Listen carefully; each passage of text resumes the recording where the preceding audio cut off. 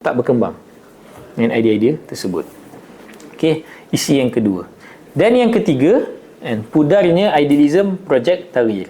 Ini hari ini projek Tahrir semakin birokratkan. Ramai aktivis dan pemikir Islam ditarik masuk ke dalam struktur negara dan logik neoliberal, menyebabkan daya kritikal mereka tumpul.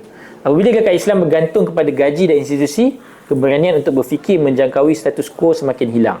Kesedaran manusia hari ini sering dibentuk oleh kondisi material, dan inilah yang sedang menjerat pemikiran Tahrir. Kalau saya cerita tadi, yang pertama tadi apa? Fasa apa?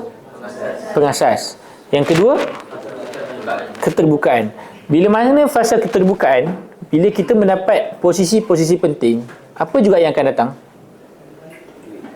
Duit, kan? Jawatan, dan juga kehendak-kehendak material.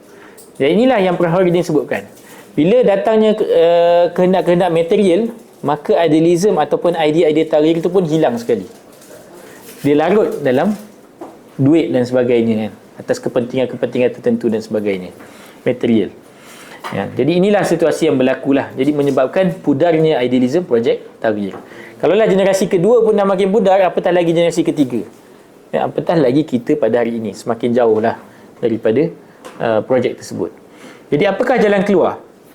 Ini